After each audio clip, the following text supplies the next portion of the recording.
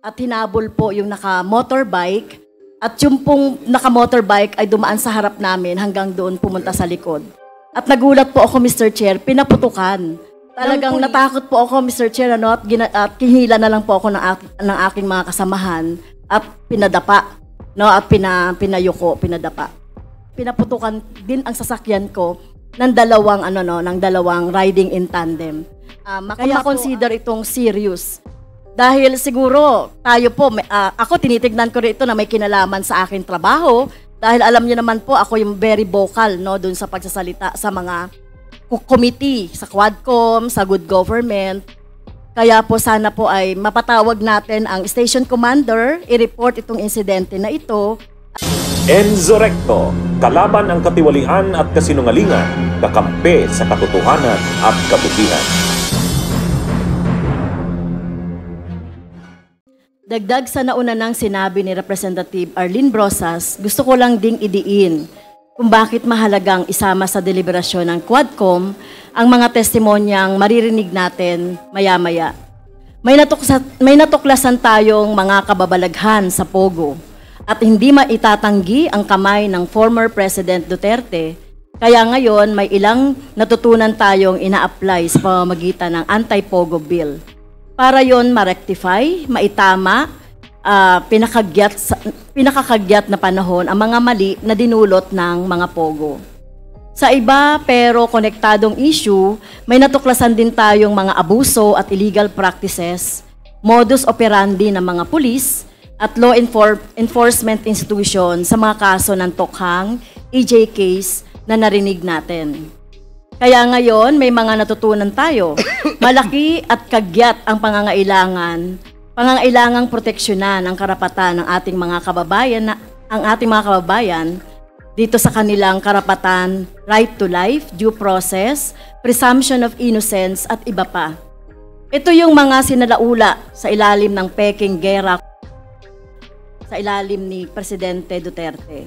Pero kaalinsabay ng Peking kontra may nilunsad ding isa pang Peking Gera na actually ginagawa sa mga aktivista hanggang ngayon. Ang Peking Gera kontra Insurhensya. Sa counter-insurgency program ng gobyerno, Mr. Chair, yung mga modus ay ginagamit sa Tokhang killings, lahat ng mga pinagsususpetsahang drug personalities. Yung linyang nanlaban, yung may search warrant kuno, na batay naman sa gawa-gawang kaso, yung kunwaring buhay pa pero patay nang dadalhin sa ospital para hindi masilip yung AJK na ginawa nila, ay ginagamit din laban sa mga aktivista, sa mga leader at miyembro ng mga organisasyong may mga buhay na laban para sa hanap buhay, kaligtasan ng mga komunidad nila sa mga ordinaryong tao na tumitindig para sa issue ng sikmura at issue ng bansa. Sila ay mga biktima ng EJK o extrajudicial killings at iba pang mga human rights violations sa ilalim ng Peking Gera kontra Insurhensya.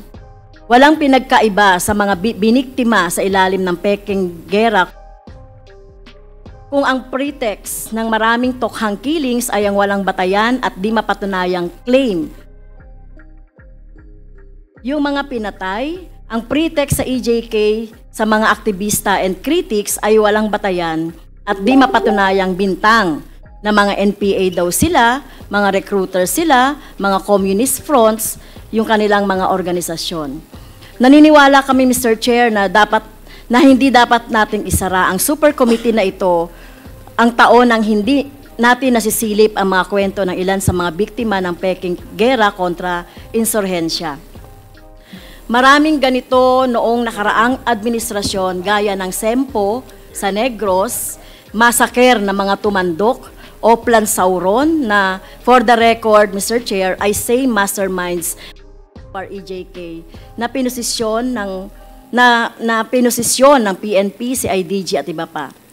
Pero nagsimula po tayo sa kaso ng EJ case ng 3 minasaker na sa isang Bloody Sunday noong 2021 sa Calabar Zone. Andito po, Mr. Chair, inilibatahan ng committee ang mga kaanak nila. It is our plea, Mr. Chairs, that in the corrective legislation the House is fashioning right now, such as the Anti-EJK Bill and Human Rights Violation, Victims Reparation and Recognition Act, that this representation is soon to file.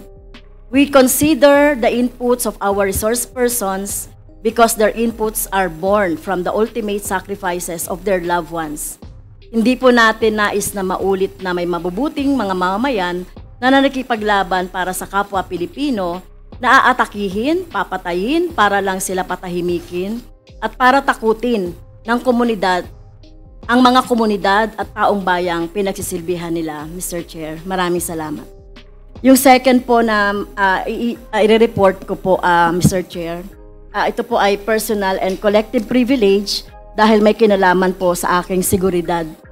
So, kagabi po, Mr. Chair, mga bandang 11 o'clock o 11 p.m., nasaksi po tayo doon sa isang insidente na pagpaputok ng baril ng pulis.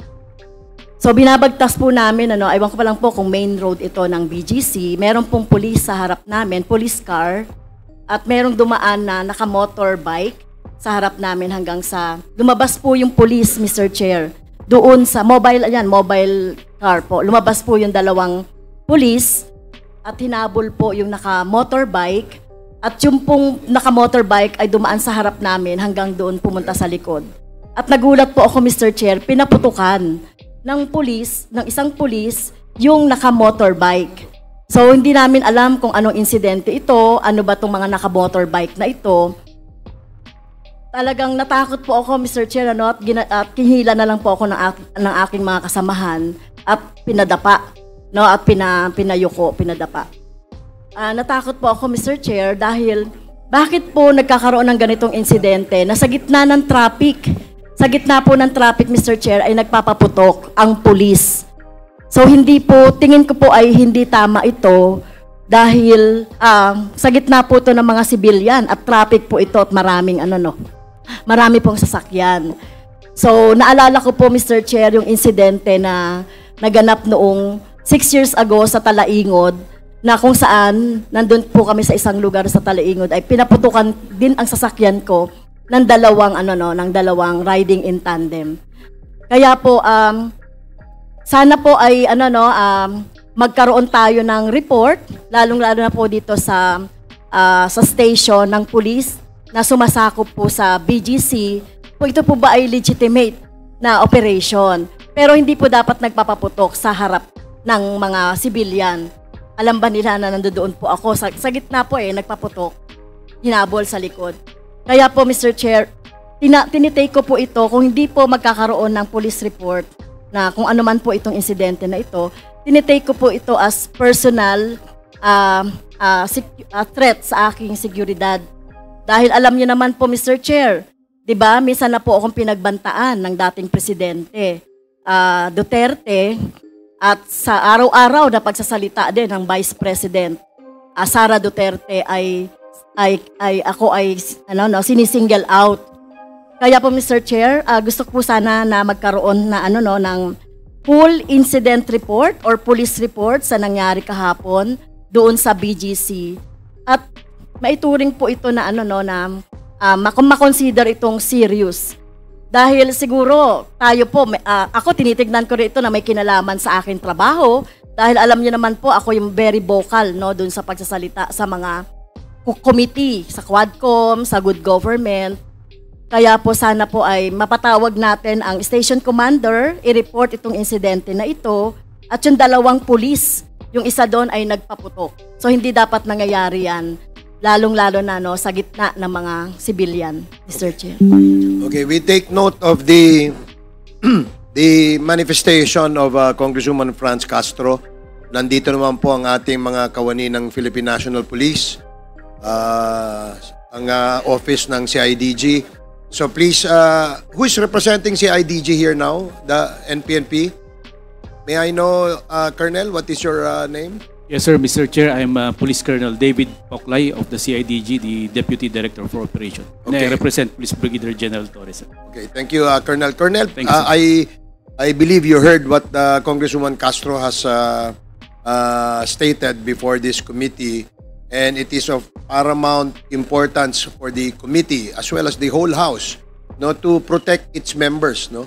Dahil sa nangyaring yan, we would request that you facilitate and submit to this committee the report, the police report on that incident that happened last night, no, Congresswoman Castro. Anong oras po yan? Bandang 10:30 to 11, Mr. Around Chair. that time sa BGC area. So please coordinate with the Chief of Police of Makati as well as the station commander of the said district. Mr. Chair, I'm sorry. It's Taguig. Oh, okay. I'm sorry, it's Taguig. Correction. It's in the city of Taguig. Okay. So Thank you. PNP, please take note of that and submit the report to this committee. Bunyog, bunyog, halikan na kasama ka. Bunyog, kapag buklod ay may pag-asa. Luzon, Visayas, Mindanao, isa ang pananaw. Sa bagong Pilipinas ang bunyog isisigaw. Bunyog.